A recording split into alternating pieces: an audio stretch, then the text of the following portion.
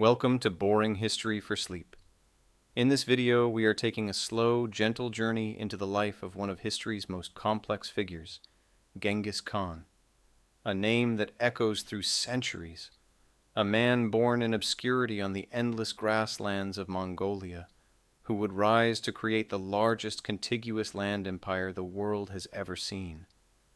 Around the year 1162, in a time when Europe was building its cathedrals and China was divided into competing kingdoms, a child was born holding a blood clot in his hand. The shamans said it was a sign.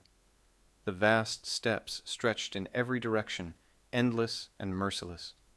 This was a world of horses and felt tents, of bitter winters and brief summers, of tribes that fought over grazing lands and honor.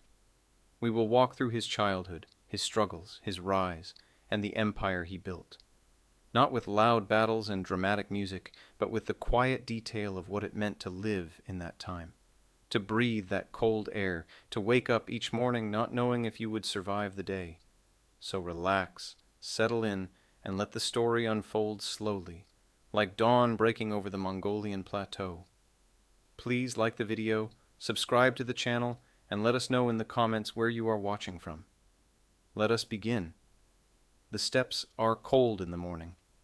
Not the gentle cold of autumn in a temperate land, but a cutting, bone-deep cold that makes your lungs ache when you breathe. The year is somewhere around 1162, though the people living on these grasslands do not count years the way the settled civilizations do. They count seasons. They count winters survived. They count horses and sheep and the distance to the next water source. A woman is in labor in a felt tent, what the Mongols call a ger. The tent is round, with a wooden frame covered in layers of felt made from sheep's wool. In the center, a small fire burns, fed with dried dung because wood is precious and rare out here. The smoke rises through a hole at the top, but much of it stays inside, making the air thick and warm, despite the cold outside. The woman's name is Hoelun. She is young, perhaps 20 years old, and this is not her first child, but each birth on the steppes carries danger.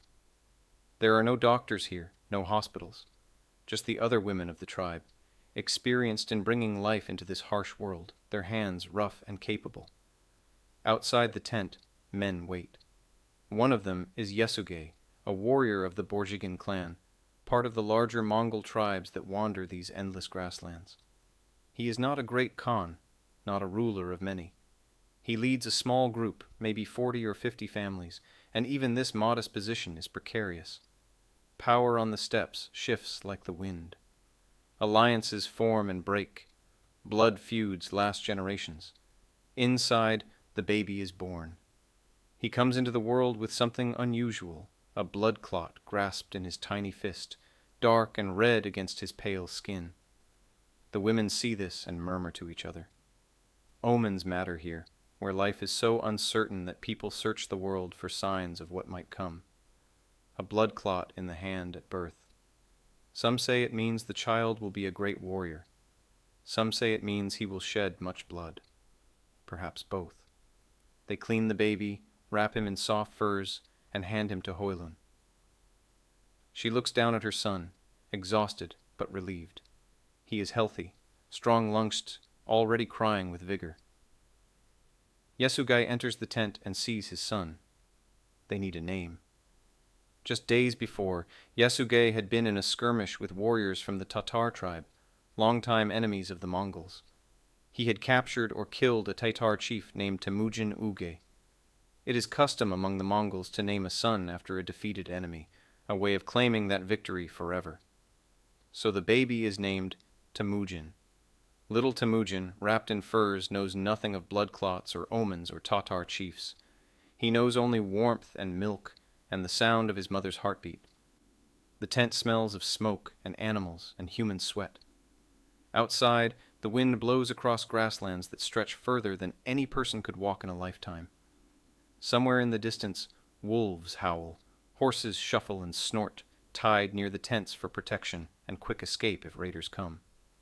This is the world Temujin is born into. Not a world of cities or farms, but of movement and survival. The tribes of Mongolia are not unified. They are scattered, often at war with each other over grazing rights, over stolen horses, over insults given years or generations ago. The Tatars, the Merkits, the Naimans, the Kirates, dozens of tribes and sub-tribes, speaking similar languages, living similar lives, but divided by old hatreds and new ambitions. The Mongols themselves are not one people, but many clans. Temujin's clan, the Borjigin, claims descent from a legendary figure named Bodonchar, who supposedly lived generations ago. These genealogies matter intensely. Who your ancestors were determines your place in the social order, who you can marry, who owes you loyalty. But even noble blood does not guarantee comfort or safety. Even a chief's son can find himself alone and starving if fortune turns. For now, though, Temujin is safe. He grows from infant to toddler in the familiar rhythm of nomadic life. The tribe moves with the seasons, following the grass for their animals. In spring, they camp near rivers where the grasslands green first. In summer, they move to higher pastures. In autumn, they prepare for the harsh winter, slaughtering animals for meat that will freeze naturally in the cold, preserving it for months.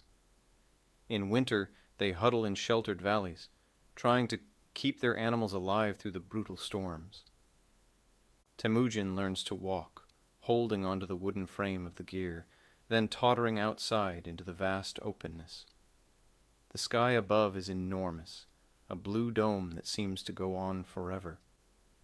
The Mongols call it the eternal blue sky, and they believe it is the greatest of all spirits, watching over everything. When you live under such a sky, with no walls or trees to block your view, you feel both very small and somehow connected to something immense. He has siblings, an older half-brother named Begter, from Yesugei's earlier wife, then his full brothers, Hasar, Hachian, Temuj, and a sister, Temulun. The children play together, though the older boys are already learning the skills they will need. By age 4 or 5, a Mongol boy is on a horse, not just sitting, but riding, learning to control the animal, to move with it. Horses are everything here: transportation, wealth, weapons of war, sources of milk and meat if times are desperate. A Mongol without a horse is like a man without legs. Temujin's childhood is not one of leisure. Even children work. The boys watch the herds, making sure sheep and goats do not wander. They learn to use a bow, starting with small ones, shooting at targets made of felt. They learn to wrestle, because physical strength and skill matter when disputes must be settled. They learn to endure discomfort, to ride all day without complaining, to sleep on the ground, to go without food when necessary. Girls, too, work hard. They learn to make felt, a long process of wetting and beating wool until it becomes the thick, water-resistant material that covers the gears and makes clothing. They learn to cook, to make airag, the fermented mare's milk that is a staple drink. They learn to pack and unpack the household, because the tribe moves often, and everything must be taken down and set up again efficiently. But there are also moments of joy, festivals when animals are slaughtered and there is plenty of meat, wrestling competitions and horse races that bring tribes together in temporary peace, stories told by the fire at night, tales of ancestors and spirits and heroes, music played on the morin kur, the horse-head fiddle, its sound haunting and beautiful in the darkness. Temujin is perhaps 8 or 9 years old when his father decides it is time to arrange his marriage. This might seem very young, but it is normal here. Marriages are alliances between families, between clans. They are negotiated years before the couple will actually live together. The girl will usually stay with her own family until she is older, perhaps 13 or 14, before joining her husband's household. Yesugei takes Temujin on a journey to find a suitable bride. They travel to the territory of Holun's relatives, the Olkunut tribe. It is a long ride, days across the grasslands. Father and son, 2 horses carrying their belongings, moving through a landscape that seems empty but is actually full of subtle signs. Where the grass is greener, where water might be found, the tracks of other travelers, the distant smoke of campfires. They travel in late spring, when the weather is mild. The steppes are beautiful then, covered in wildflowers, brief, bright explosions of color that will fade when summer heat comes. They see herds of wild horses running in the distance, free and magnificent. They pass other travelers and exchange cautious greetings. Not everyone is friendly. Raiders are common, and a man with a young boy and only 2 horses is not an appealing target. But caution is always wise. At night, they make small camps. Yasuge teaches his son how to read the stars for direction, how to listen to the sounds of the night to know if danger approaches. They eat dried meat and drink water from leather bags. They sleep close to their horses, which will alert them if wolves or people come near. The sky above is absolutely crowded with stars, thousands upon thousands, a sight rarely seen in later centuries when humans make their own lights. Out here, the stars are so bright they cast shadows. Yasuge tells his son about honor, about the importance of keeping your word, about how a man's reputation is his most valuable possession. You can lose horses, lose wealth, even lose your family, but if you keep your honor, you can rebuild. If you lose your honor, you are nothing. These lessons sink deep into the boy's mind, shaping who he will become. They reach the Olkhunut camp. It is similar to their own. Clusters of gurs, herds of animals, children playing, women working, men tending horses and weapons. Yasugai is greeted by Dai Sechen, a respected man of the tribe. There are formalities, the sharing of ayarag, polite conversation. Then they get to business. Dai Sechen has a daughter. Her name is Borta.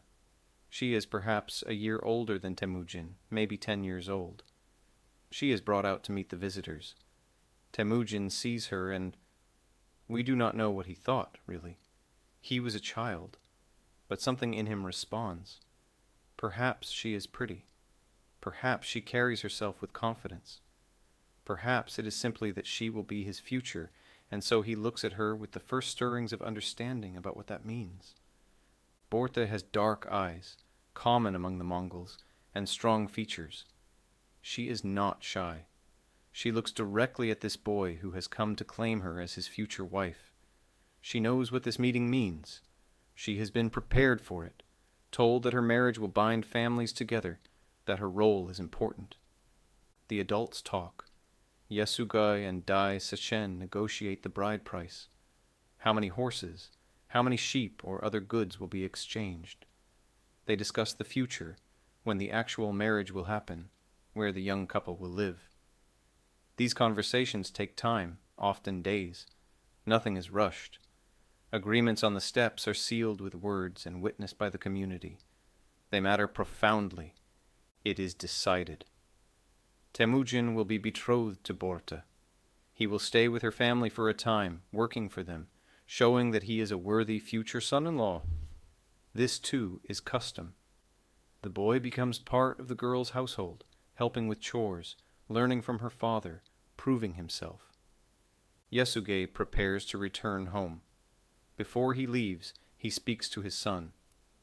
He tells Temujin to be honorable, to work hard, to make his family proud.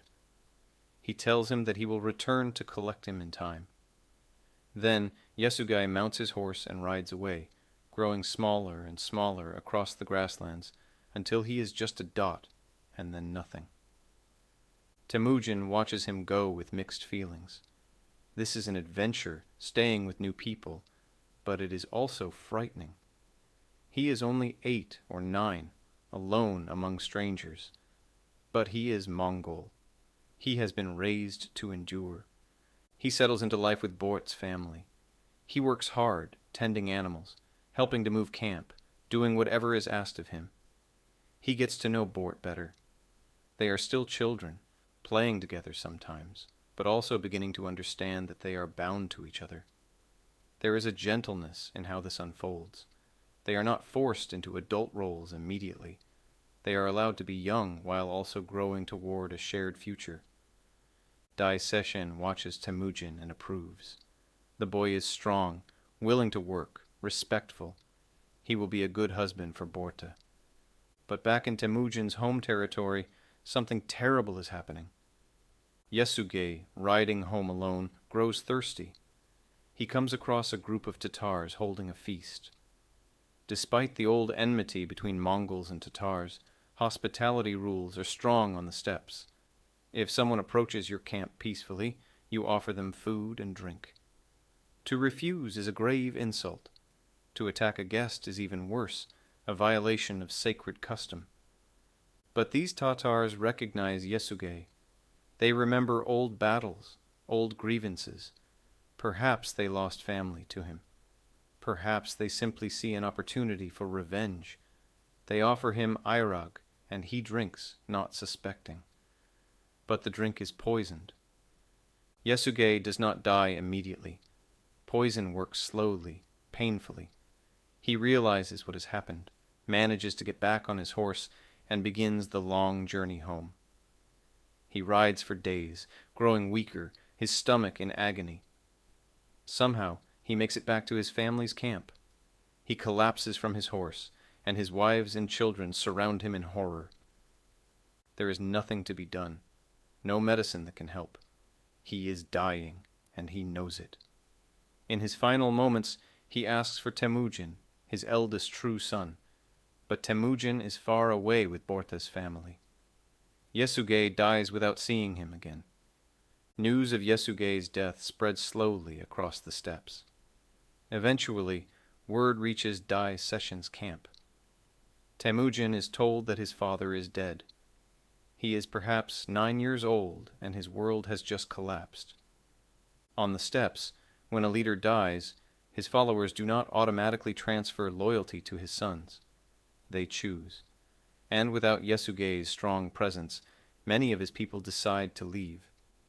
They gather their animals and belongings and ride away to join other tribes, other leaders who seem stronger, more promising.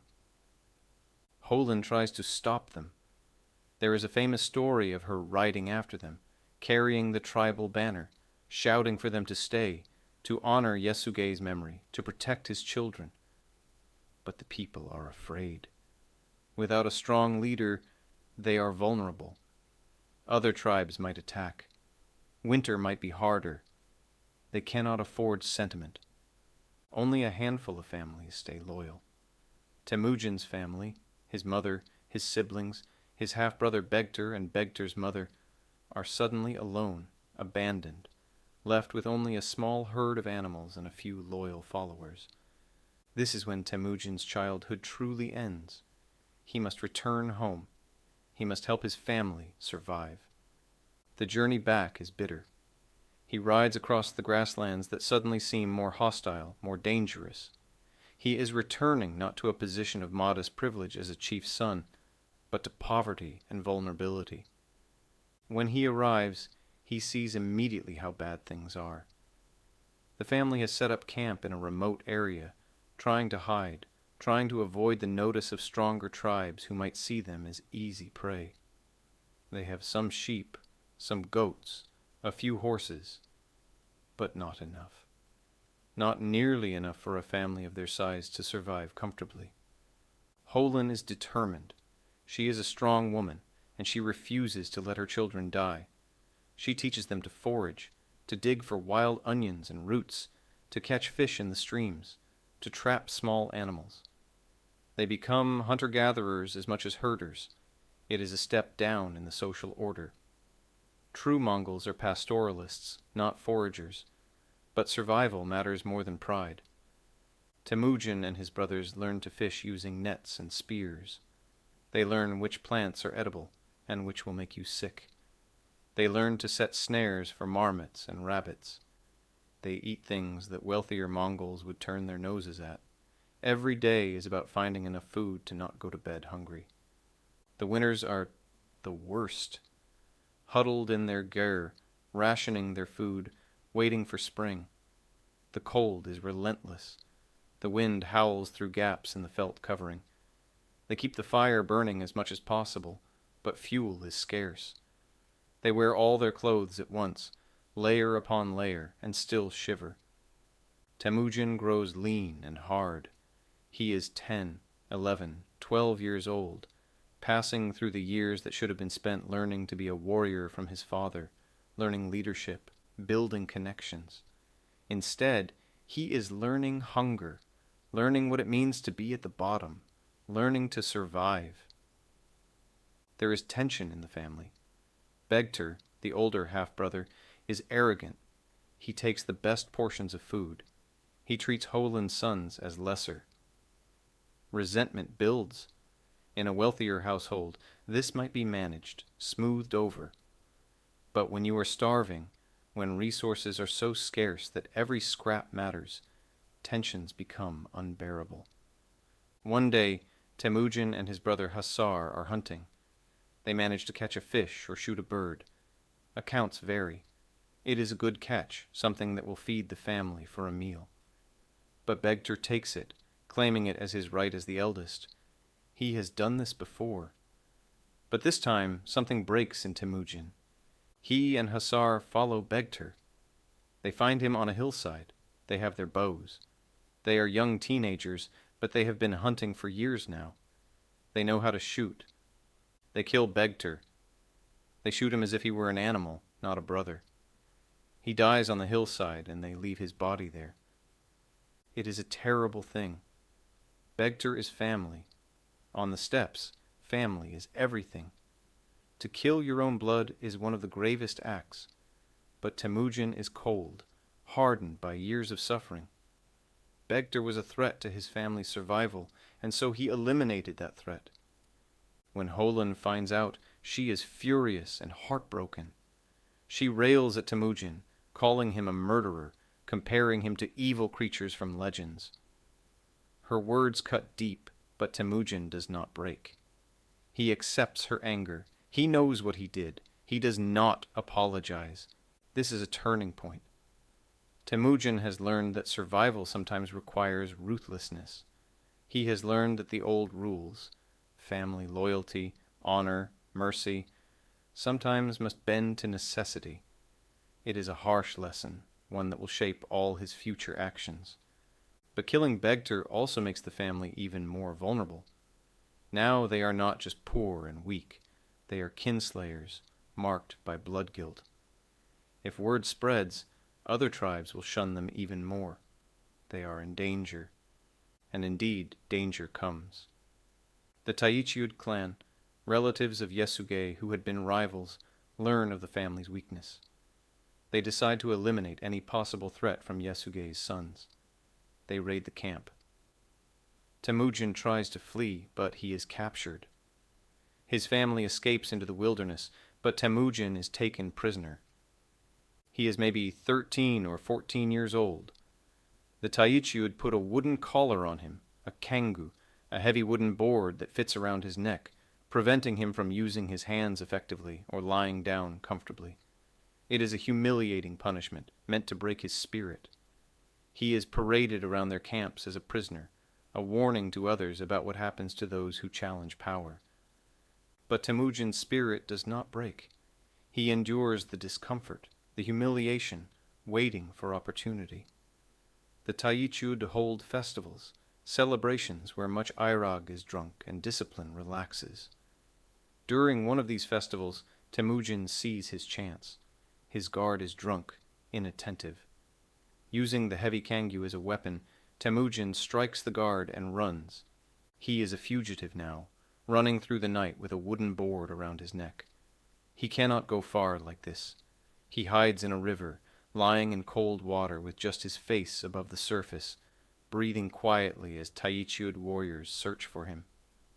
The water is freezing, but he does not move. He learned endurance during those years of poverty, and it saves him now. Eventually, the searchers move away. Temujin crawls out of the river, shivering, still wearing the kang. He wanders, desperate, and finally approaches a gur belonging to a man named Sorgan Shira, who is part of the Taichiud. but has shown him some kindness.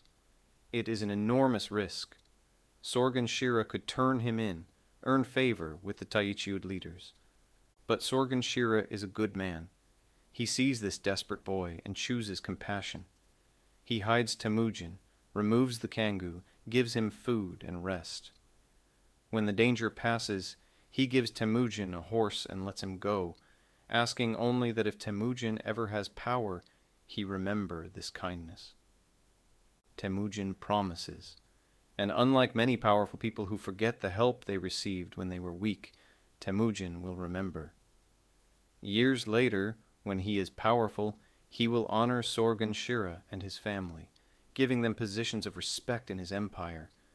This pattern of remembering both kindness and betrayal, of rewarding loyalty and punishing enemies, becomes central to who Temujin is. He rides through the grasslands, alone, back toward where he hopes his family is hiding. The landscape is beautiful and terrible.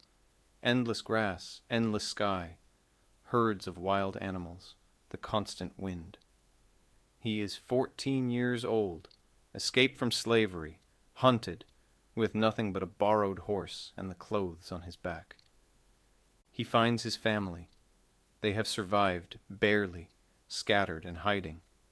There is a reunion of tears and relief. They are together again, but their situation is still desperate.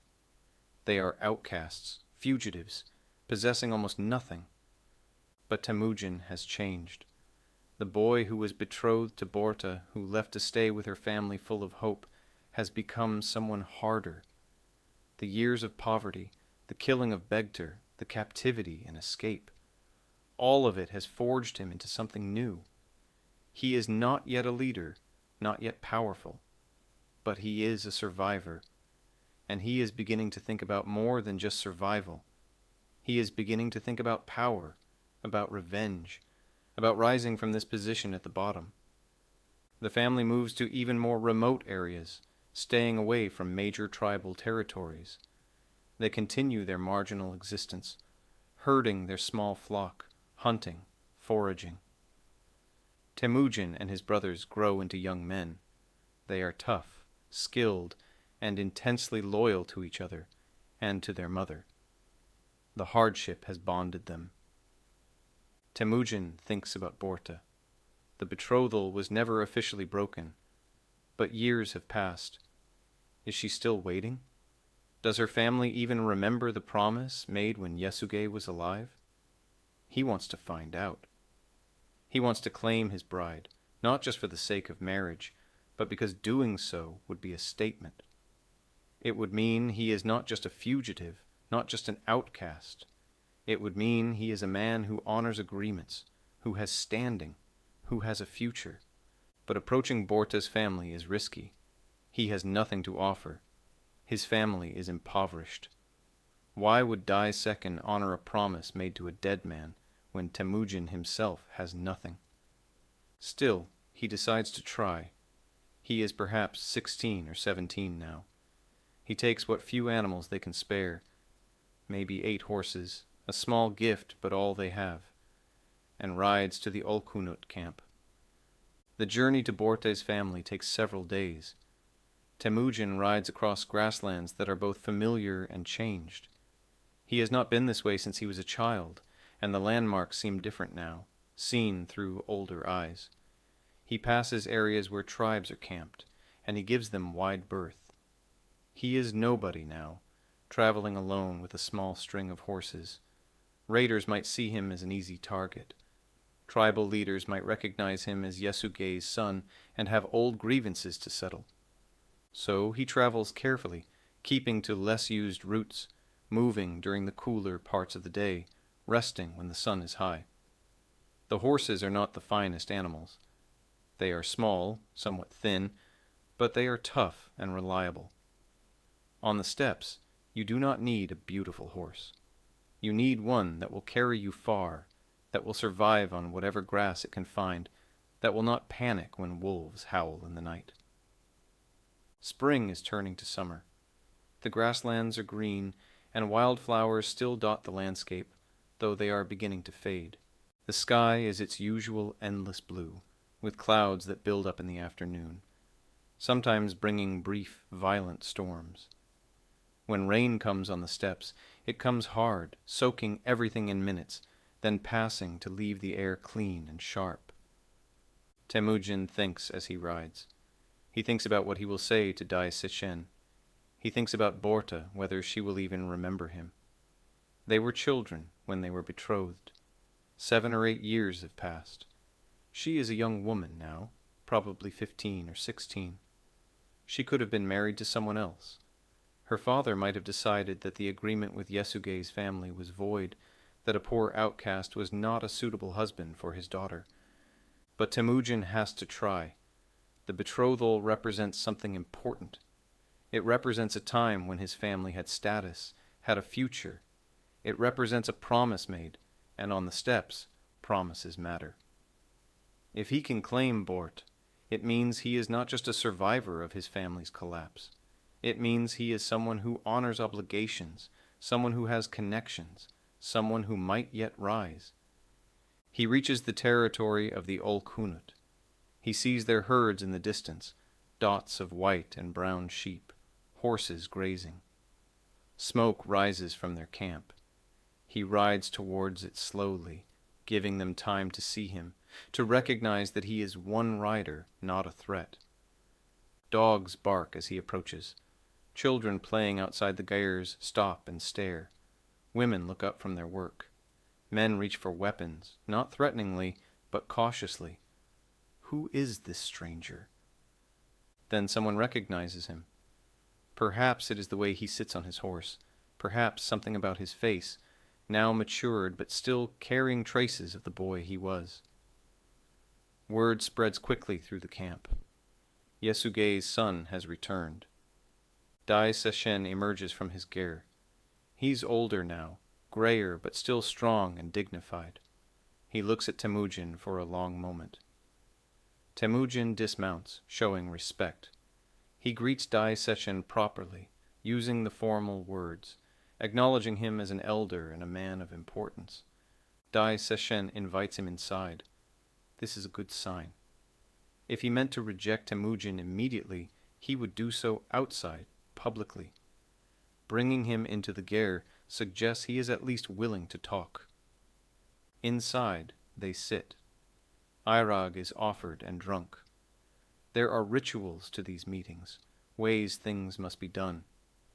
You do not rush to business immediately. You share drink. You ask about each other's health, about the weather, about the herds. Slowly, gradually, you approach the real topic. Temujin explains why he has come. He speaks honestly about his family's situation, the abandonment after Yesugei's death, the years of poverty, the struggles. He does not try to hide their low status. Everyone knows already. Instead, he speaks of honor, of the promise made between Yesugei and Dai Seshen, of his desire to fulfill that promise. He offers the horses he has brought. 8 horses. It is not much.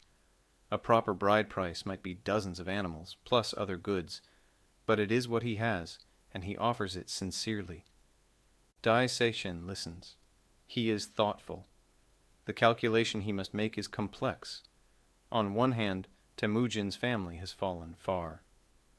Marrying Borta to him brings no political advantage, no wealth. On the other hand, there is the promise that was made. There is honor in keeping one's word, even when circumstances change. And there is something about this young man, something in his bearing, in the directness of his speech, that suggests he might be more than he currently appears. And then there is Borta herself. She is brought in to hear the conversation, as is proper. She is no longer a child. She should have a voice in this, at least informally. She looks at Temujin, seeing him for the first time in years. He's tall now, lean and hard from years of difficult living. His face is weathered beyond his years. His eyes are intense. He's not handsome in a soft way, but there is strength in him, something solid. Borta does not speak much. It would be improper for her to argue with her father. But when Dai Seshen asks her what she thinks, She says quietly that she remembers the promise. She remembers Temujin as a boy who worked hard, who was respectful. If her father chooses to honor the betrothal, she will not object. Dai Seshen makes his decision. He will honor the promise. Borte will marry Temujin. The 8 horses are accepted as bride price, not because they are sufficient, but as a token, a recognition of the agreement. There are preparations to be made. Even a modest wedding requires certain rituals, but these can be done quickly. Borte will gather her belongings, say goodbye to her family, and leave with Temujin. She is his wife now.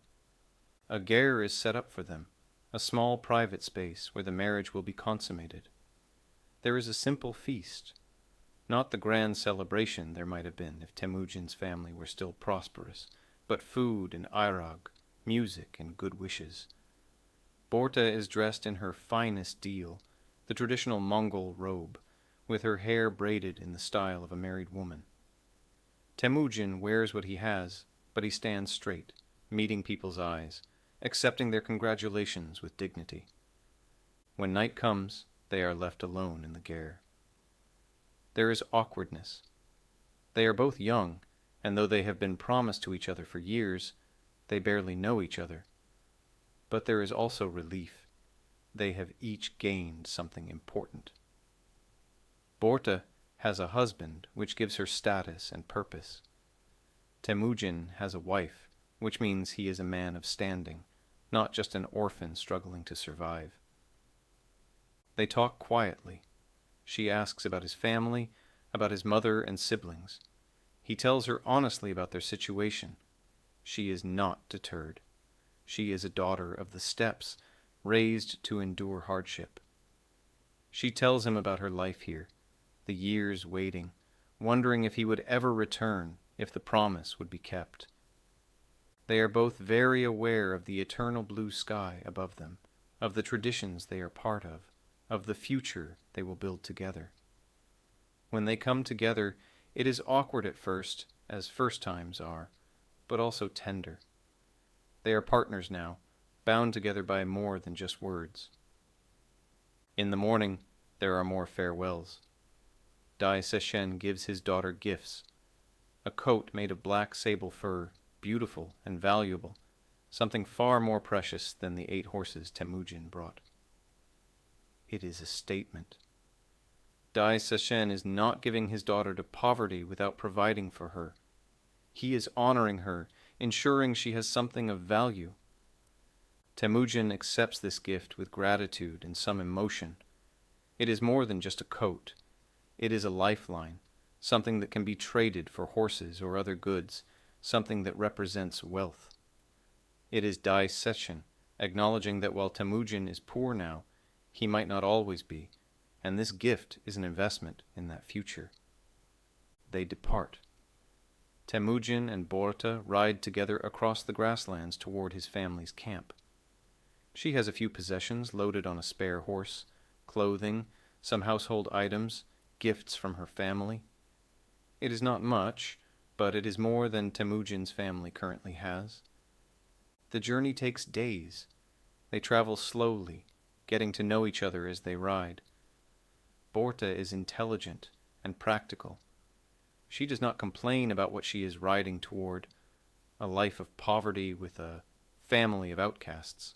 Instead, she asks questions about each family member, about their strengths and needs, about how she can help.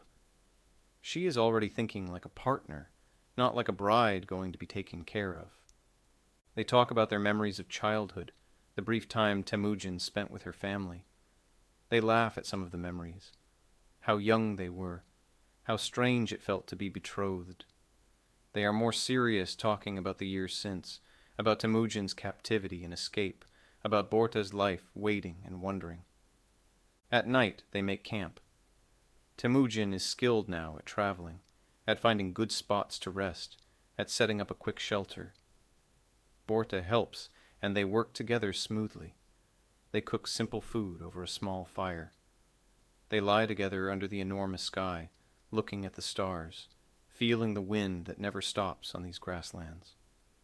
Borte asks him what he wants for the future. It is a big question. Temujin is quiet for a long time. Then he says that he wants his family to be safe. He wants to rebuild what was lost. And more than that, he wants those who betrayed them to know they were wrong. He wants those who abandoned his family to regret it. There is anger in him, cold and controlled, but real. Borta listens and does not judge. Anger is understandable. The desire for justice, for revenge even, is normal. She tells him that whatever he seeks to do, she will support him. This is what partnership means on the steppes. Husband and wife are a unit, working toward common goals. They reach Temujin's family camp. It is a poor place, just a few gurs, a small herd of animals. But when Holin sees them approaching, sees her son returning with a wife, her face lights up. This is hope. This is her son stepping into manhood, claiming his rightful place despite all that has happened. Borta is welcomed warmly. Holun embraces her, calling her daughter. The siblings gather around, curious and happy. Borta greets each one properly, learning their names, observing their personalities. Hasar, the warrior. Hachiun, quieter and thoughtful. Temuj, the youngest brother. Temulun, the sister who has had to grow up too fast. Borta settles into the family. She works alongside Holin and Temulun, cooking, making and repairing felt, tending animals. She is skilled and hard-working, and she brings a positive energy to the household. Things feel a bit more hopeful now. They are still poor, still vulnerable, but they are a complete family unit. Temujin has a wife. That matters, socially and psychologically. But the sable coat, that beautiful black sable coat that Dai Second gave Borta, represents more than warmth or status. Temujin has an idea. He knows of a man, Togrul, who was once his father's sworn brother, his Anda. They had made pledges of loyalty to each other years ago. Togrul leads the Karait tribe, one of the more powerful groups on the steppes. He has the title Ong Khan, given to him by the distant Yurshan Jin dynasty in China, which likes to hand out titles to steppe leaders as a way of maintaining influence. If Temujin could gain Togrul's support, it would change everything. But why would Togrul help him? Temujin is nobody now. However, there is the old bond with Yasuge, and there is the gift he can offer. The sable coat, something precious and rare. It is a risk. Giving away Borta's coat, the most valuable thing they own, on the chance that it might earn them an alliance. But Temujin and Borta discuss it, and she agrees. They are thinking long term. They are gambling on the future. Temujin takes the coat and rides to find Togrul. The Karait are not far, relatively speaking, a few days' journey. They are a large tribe, Christian actually, followers of Nestorian Christianity that had spread along the Silk Road centuries ago. They are wealthy compared to Temujin's family, with large herds and strong warriors. Togrul receives him. The old man remembers Yasuge, and there is some fondness in the memory. They had fought together, shared dangers and triumphs. When Temujin presents the sable coat and speaks of his father, of the bond that existed, and asks for Togrul to accept him as a protege, almost like a son, Togrul is moved. The coat is magnificent, worth many horses. For Temujin to give such a gift shows respect and seriousness. Togrul accepts both the coat and the relationship. He promises to help gather the scattered people of Yasugai's old following, to support Temujin in rebuilding his family's position. It is an enormous promise, and it is not entirely clear why Togrul makes it. Perhaps he truly loved Yasuge and feels obligation to his son. Perhaps he sees potential in Temujin. Perhaps he calculates that having a loyal client who owes him everything might be useful. Whatever the reason, Temujin has just gained a powerful patron. He rides back to his family with news that changes everything. They are no longer alone. They have Togrul's backing, which means they have protection, resources, and the possibility of rebuilding. Holin cries when she hears this. Years of hardship, years of fear and poverty and struggle, and now, finally, a turn in fortune. Borta smiles quietly.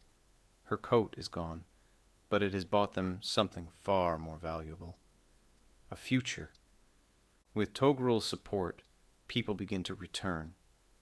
Families who had abandoned them after Yesugei's death, or who had been part of scattered groups looking for leadership, start to gather around Temujin.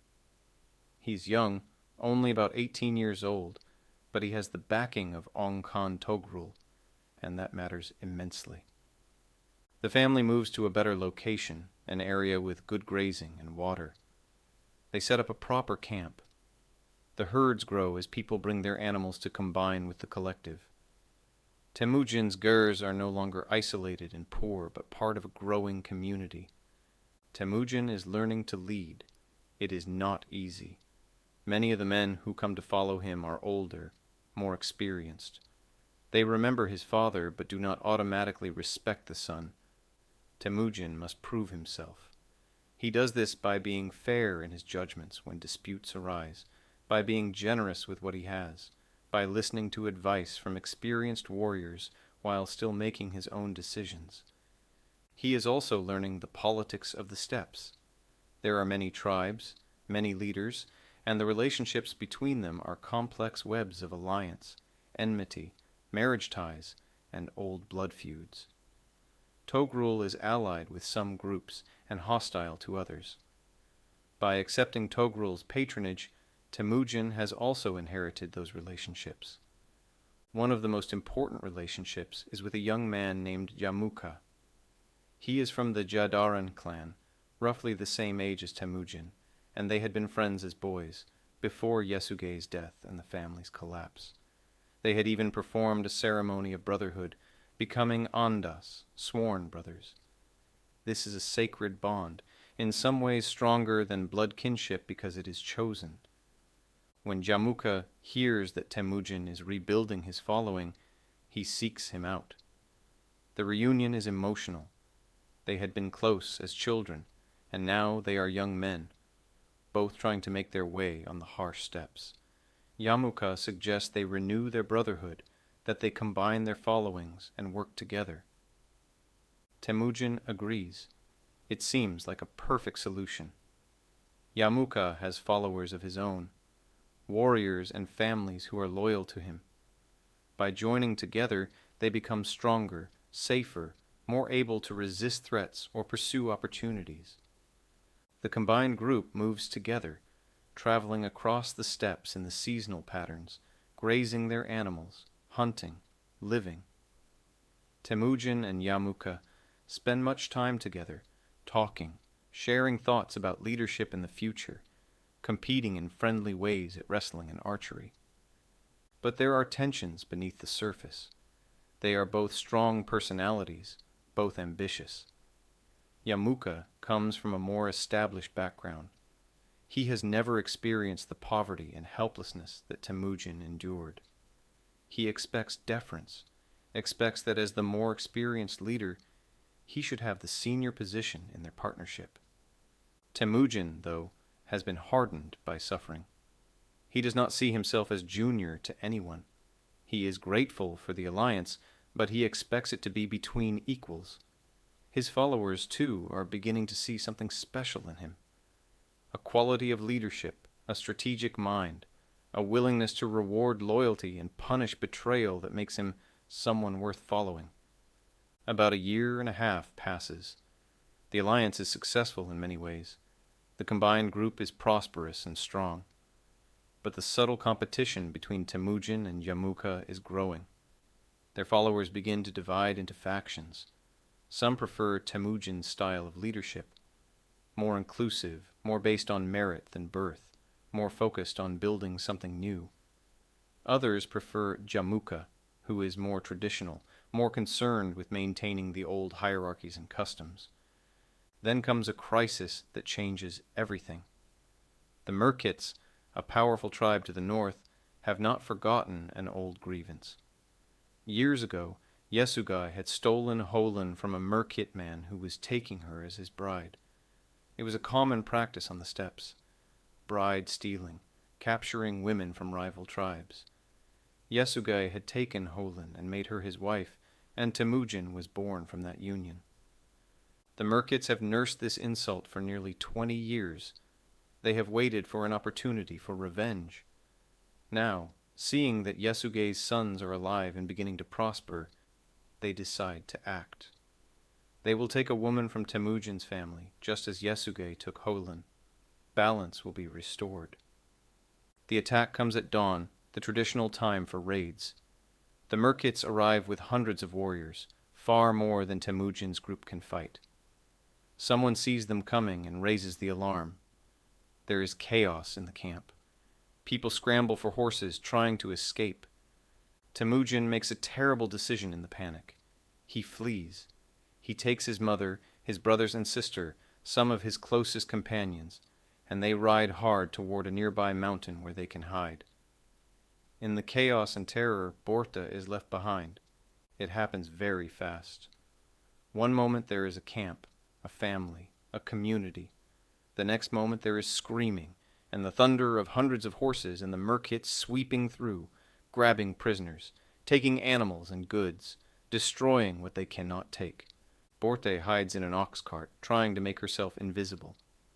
An old woman, trying to protect her, sits in the cart as if it is empty. But the merkits are thorough. They check everything. They find Borta. They pull her out, this young woman, Temujin's wife. They recognize that she is important. Young, beautiful, obviously someone of value. They take her with them when they leave, a captive. On the mountain, Temujin realizes what has happened. He has saved his mother and siblings, but he has lost his wife. The horror of this hits him like a physical blow. Borta, who came to him with nothing, who gave up her precious coat so he could buy an alliance, who worked so hard to help his family rebuild. Borta is now a prisoner of the merkits, taken as revenge for something his father did before he was even born. He does not know if she is alive or dead. He does not know what they are doing to her. The possibilities are terrible. Among the merkits, she might be given to a warrior as a wife or concubine. She might be abused, enslaved, killed. The not knowing is agony. The survivors regroup. Yamuka's people and Temujin's people are scattered, but gradually find each other. The losses are counted. Horses stolen, people taken, belongings destroyed. But the loss that matters most to Temujin is Borta. He cannot simply attack the merkits. They are far too powerful. His small group would be destroyed. He needs help, real help, from someone with substantial military force. He goes to Togrul, throwing himself on his patron's mercy, begging for aid to rescue his wife. Togrul is sympathetic. He remembers his own youth, his own losses and struggles, and he is angered by the merkits' action. They did not attack him directly, but they attacked someone under his protection, which is an insult to his authority.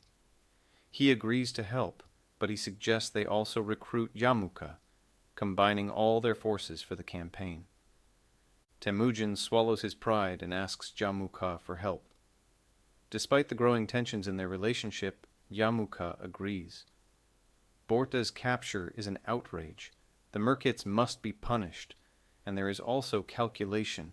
A successful military campaign will bring glory and booty, horses and captives that can be distributed to warriors, strengthening everyone's position. The preparations take time, weeks passing while messages are sent, warriors gathered, horses collected and prepared. For Temujin, every day is torture. He does not know what is happening to Borta. He can only wait and plan and prepare for the rescue attempt. Finally, the force is ready. Togrul brings warriors from the Karait. Yamuka brings his fighters. Temujin brings everyone he can. Together they number in the thousands, enough to challenge the merkits.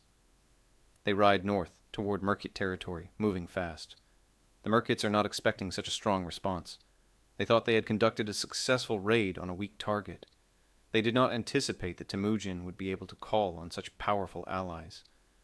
When they see the army approaching, they panic. The battle is not really a battle. It is more of a rout. The Merkits scatter, trying to save themselves and their families. Some fight, and there is violence and death. But mostly there is chaos as the Merkits flee and the allied forces pursue. Temujin searches desperately for Borta. He rides through captured camps, looking at every prisoner, every woman, calling her name. Hours pass. The day grows late. He is beginning to fear the worst. That she was killed in the fighting, or that she is with a group that escaped, or that he will never find her. Then he hears his name. A voice calling from a group of women prisoners who have been rounded up. He rides toward the voice, and there she is, Borta, alive, dirty and exhausted and traumatized, but alive. He dismounts and runs to her, and they embrace, both crying. She is safe. He has found her. Nothing else matters in that moment. The terror of the past weeks dissolves into relief so intense it is almost painful. But there is something else. Borta is pregnant. She does not know if the child is Temujin's, conceived in those brief months of their marriage before the raid, or if it is the result of what happened during her captivity. The Merkits had given her to one of their warriors as a wife. She had no choice. She did what she had to do to survive. Temujin does not care, or rather, he cares, but not in the way that might destroy their marriage. He understands that she is a victim. He understands that survival sometimes requires bearing unbearable things. He accepts her, and he will accept the child, whatever the truth of its paternity. This is a crucial moment for Temujin's character. He could reject Borta, following the logic that she has been with another man, that she is dishonored. Many men on the steppes would make that choice, but Temujin is not most men. He has known helplessness himself. He has survived by doing what was necessary. He does not punish Borta for surviving. They return home victorious. The campaign has been a success. The Merkits have been scattered and punished. Horses and goods have been captured and distributed among the warriors. Togrul is pleased. Yamuka is pleased. Temujin's reputation has grown. He is someone who honors his wife enough to wage war for her, who can call on powerful allies, who is a successful military leader. Life returns to something resembling normal. Borta gives birth to a son. They name him Yoti, which means guest or stranger, a name that carries in it the uncertainty of his paternity, but also Temujin's acceptance. Yochi is raised as Temujin's firstborn son, and Temujin never openly questions his legitimacy, though others will whisper about it for years to come. More children follow. Chagatai, named after a legendary ancestor. Ogedei, who is born strong and healthy. Tolui, the youngest son, and a daughter, Alakai. Temujin's household grows. He is now truly the head of a family with a wife and children and siblings, and mother all looking to him for leadership and protection. His following continues to grow as well. People hear about his loyalty to his wife, his success against the Merkits, his connection to Togrul. They see him as a rising power. Warriors come to offer their service. Families come seeking his protection. Skilled people, blacksmiths, makers of bows and arrows, herders who are particularly good with horses, all begin to gather around him. But the relationship with Yamuka is deteriorating. The success of the Merkit campaign paradoxically makes things worse. Before, they were both struggling. Now, Temujin is clearly ascending, and Yamuka sees this as a threat. There are incidents, small things that accumulate, disputes over how captured goods should be distributed, disagreements over where the combined group should camp, arguments about traditions and customs, with Yamuka insisting on old aristocratic ways and Temujin promoting more merit-based approaches. The breaking point comes over something relatively minor, or at least it seems minor on the surface. The two groups are traveling together, and Yamuka suggests they camp in one location. Temujin thinks another location would be better. It is the kind of decision that leaders make every day, and usually someone compromises. But this time, neither will bend. Temujin's people camp where he chooses. Yamuka's people camp separately, and the next day they simply do not rejoin. The alliance is over, broken not by any dramatic confrontation, but by a quiet acknowledgement that they can no longer work together. The separation is sad for both of them. They were friends, brothers, but they are also rivals, and on the steppes there is only room for so many leaders. As they part, they both know that they will probably fight each other one day. The friendship is over, and something else has taken its place. Not quite enmity, not yet, but the recognition that they are on different paths. And so, we pause our journey through the life of Temujin, who will one day become Genghis Khan. We have walked with him from his birth on the cold steppes, through years of hardship and survival, through love and loss, and to the moment when he begins to gather the strength that will one day shake the world. But that is a story for another time. For now, let the quiet of the grasslands settle over you. Let the endless sky above the steppes stretch out in your mind. Let the gentle rhythm of horses walking, the soft wind through the grass, the peaceful silence of those ancient nights. Let it all carry you toward rest. Thank you for joining us on this journey through history. If you enjoyed this video, please give it a like. Subscribe to Boring History for Sleep for more long, calming historical narratives. Leave a comment telling us where in the world you're watching from and what historical topic you'd like us to explore next. Sleep well, dear listener. May your dreams be peaceful, and may you wake refreshed. Until next time, good night.